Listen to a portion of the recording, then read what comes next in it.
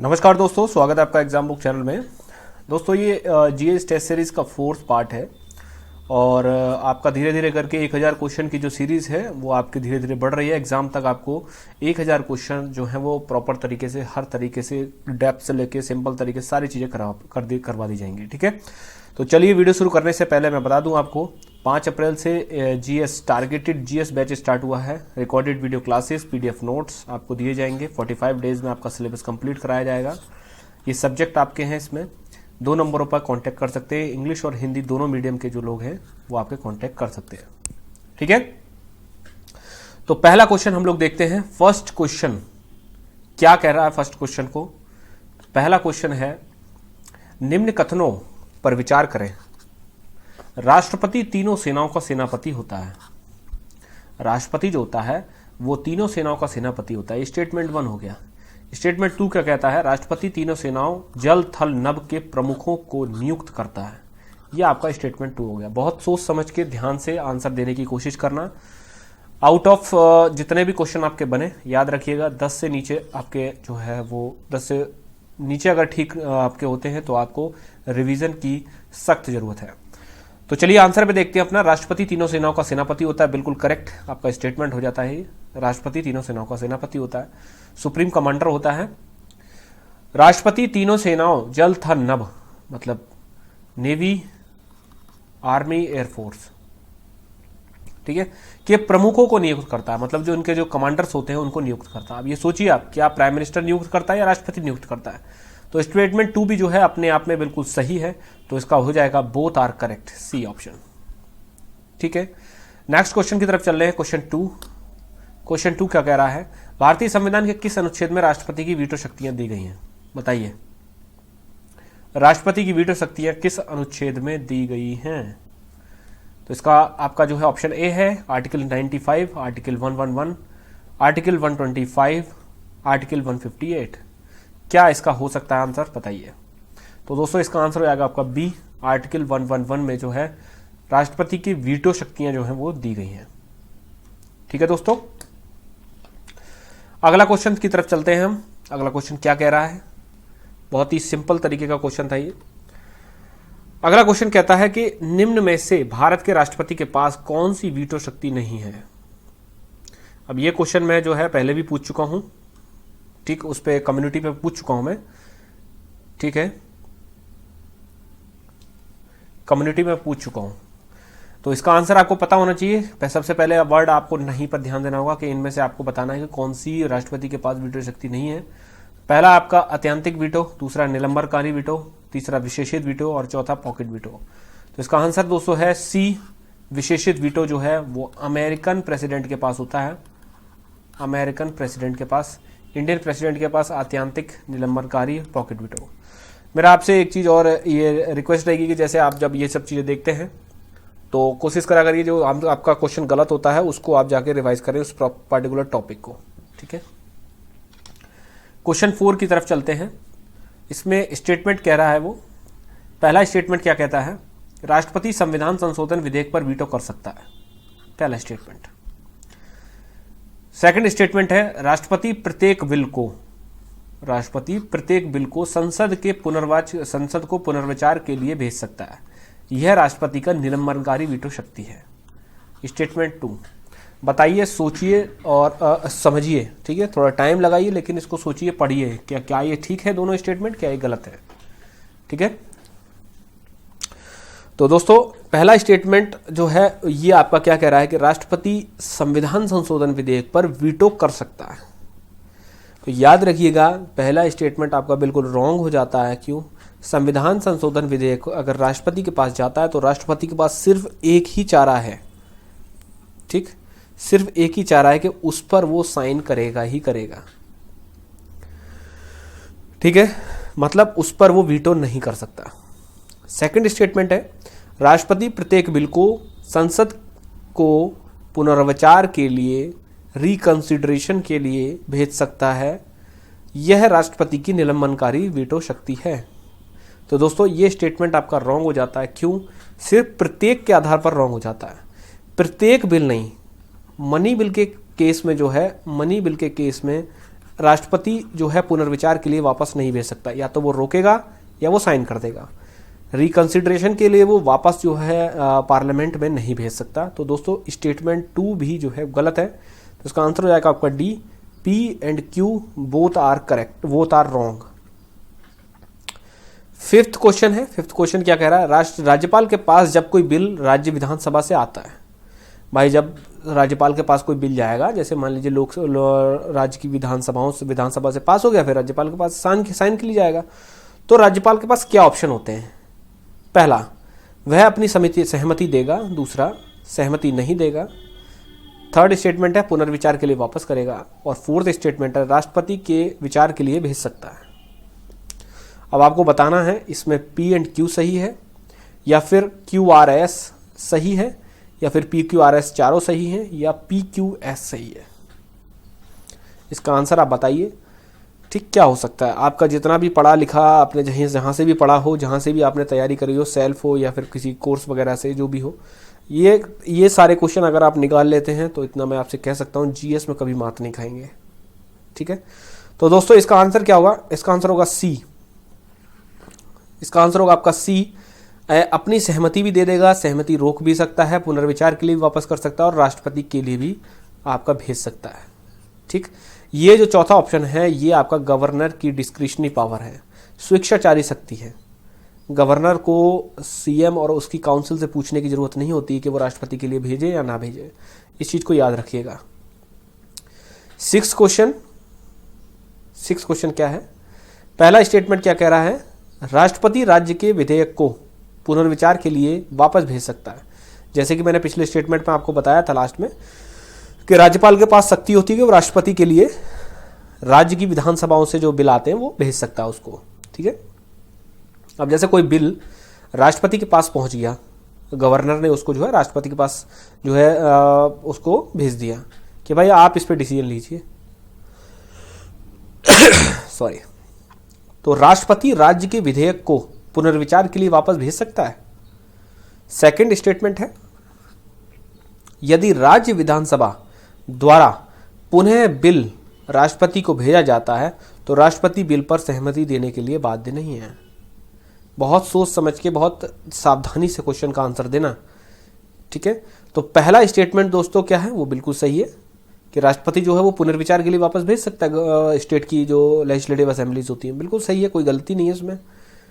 Second option क्या कह रहा है, वो कह रहा है कि मान लीजिए राष्ट्रपति ने रिकंसिडरेशन के लिए स्टेट में भेज दिया, लेकिन स्टेट असेंबली ने दोबारा उसको एज इट इज फॉर्म में दोबारा उसको राष्ट्रपति को भेज दिया, तो क्या राष्ट्रपति उस पर जो है सहमति देने के लिए बाध्य है। तो दोस्तों राष्ट्रपति उस पर सहमति देने के लिए बाध्य नहीं है, राष्ट्रपति उसको दोबारा भेज सकता है। ठीक, तो ये स्टेटमेंट भी आपका करेक्ट हो जाएगा, तो both are correct, C option. ठीक है दोस्तों, समझ में आ गया। क्वेश्चन 7 क्या कहता है, निम्न में से कौन सा गलत है।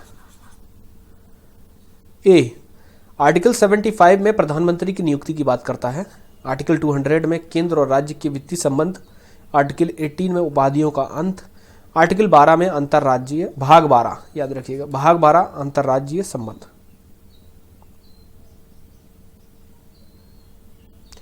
तो दोस्तों इसमें क्या आपका हो सकता है। ठीक, इसमें आपका क्या हो सकता है, आंसर लगाइए, इसमें गलत बताना है आपका।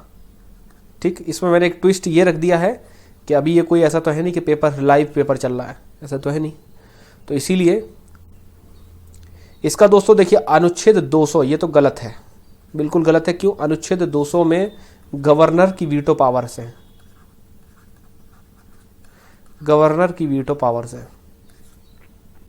और भाग 12 ये भी आपका गलत है। भाग 12 में क्या है, ये आपका केंद्र राज्य के वित्तीय संबंध, केंद्र राज्य के वित्तीय संबंध ये है। तो आपका बी एंड डी आपका बोथ आर रॉन्ग। ये आपकी माइंड की एक्सरसाइज कराने के लिए था कि क्या आप आंख बंद करके ये सोच लेते हैं कि हाँ एक गलत है। मैं तो ये पूरा क्वेश्चन पढ़िए शुरू से लेकर नीचे तक, पूरा क्वेश्चन लाइन बाय लाइन। ठीक है दोस्तों, आगे बढ़ते हैं। क्वेश्चन 8 कहता है निम्न कथनों पर विचार करें।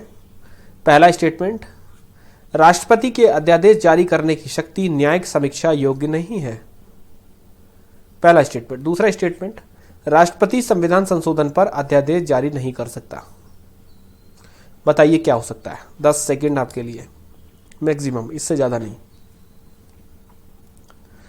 तो दोस्तों चलिए देखते हैं क्या इसका आंसर हो सकता है। स्टेटमेंट 1 क्या कहता है? स्टेटमेंट 1 को ध्यान से पढ़िए। स्टेटमेंट 1 कह रहा है कि राष्ट्रपति के अध्यादेश जारी करने की शक्ति न्यायिक समीक्षा योग्य नहीं है। ये स्टेटमेंट आपका रॉन्ग हो जाता है।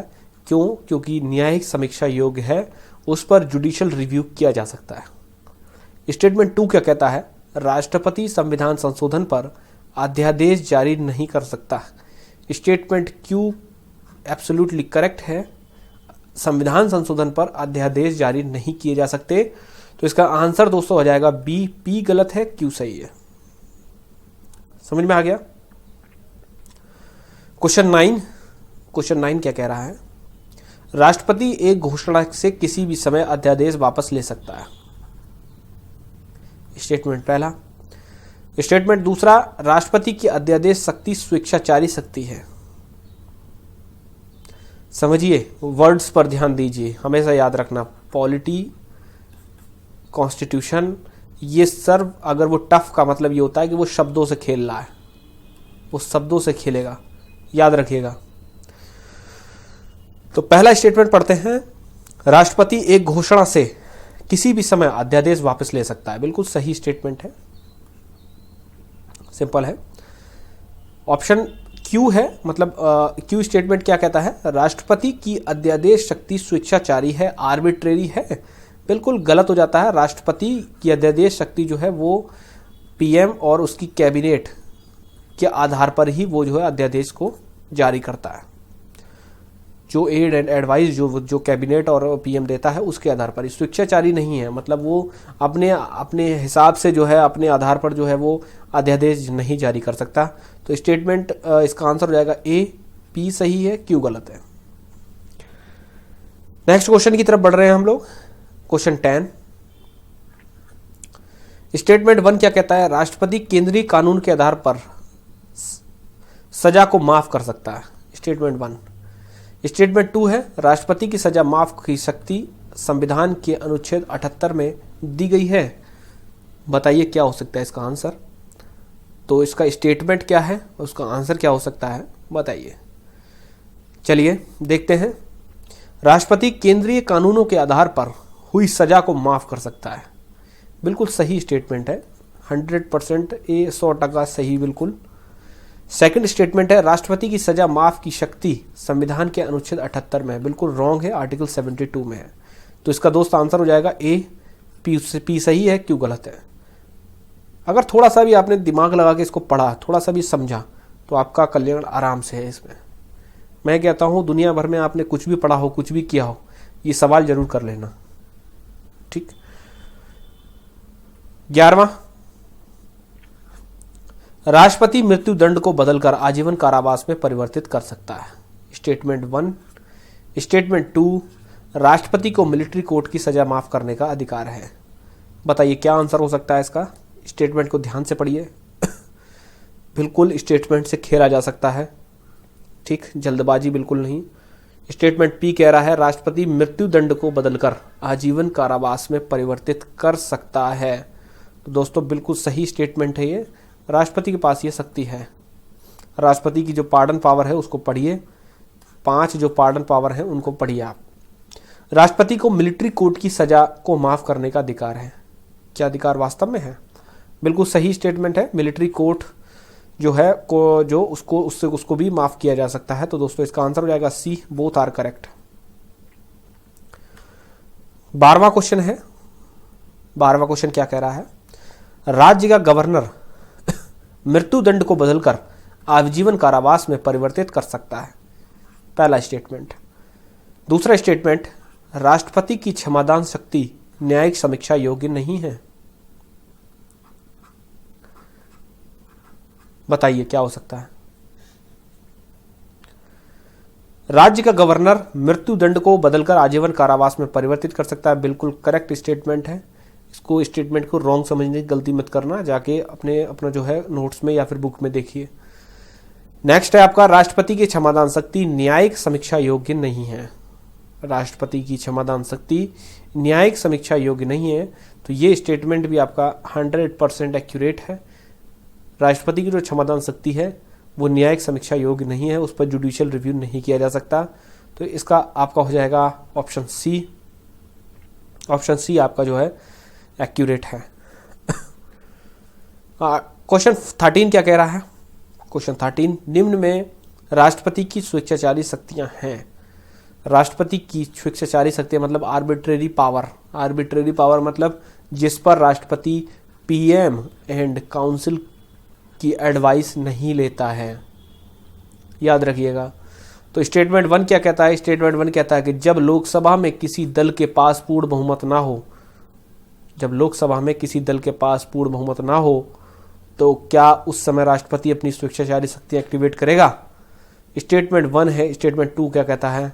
राष्ट्रपति लोकसभा को विघटित कर सकता है जब मंत्रिपरिषद ने अपना बहुमत खो दिया हो। स्टेटमेंट 2, बताइए इसमें कौन सा स्टेटमेंट सही है, कौन सा गलत है? तो दोस्तों स्टेटमेंट पहला क्या कह रहा है कि जब लोकसभा में किसी दल के पास पूर्ण बहुमत ना हो, उस केस में राष्ट्रपति किसी को भी पीएम बना सकती है। तो हाँ, राष्ट्रपति के पास एक आर्बिट्रेरी पावर है। ऑप्शन और आपका जो है स्टेटमेंट पी आपका जो है सही है बिल्कुल। नेक्स्ट है, राष्ट्रपति लोकसभा विघटित कर सकता है जब मंत्रिपरिषद ने अपना बहुमत खो दिया हो। ये भी बिल्कुल आपका जो है करेक्ट स्टेटमेंट है, तो इसका हो जाएगा सी, बोथ आर करेक्ट। याद रखिएगा दोस्तों, यदि ये 13 क्वेश्चन है, 13 में से आपके 10 से ऊपर रहना चाहिए। 10 प्लस 10 या फिर 10 प्लस आपके होने चाहिए। बहुत ही अच्छा जो लोग अगर कर रहे हैं, बहुत अच्छा स्कोर कर रहे हैं, कॉन्फिडेंस बना के रखिए। आप सब इंस्पेक्टर बन रहे हैं, ठीक, ये तय हो चुका है। बात ये नहीं है कि आप ये क्वेश्चन सॉल्व कर रहे हैं, बात ये है कि आप बहुत अच्छा परफॉर्म कर रहे हैं। नेक्स्ट वीडियो हम जल्दी ही मिलेंगे। धन्यवाद।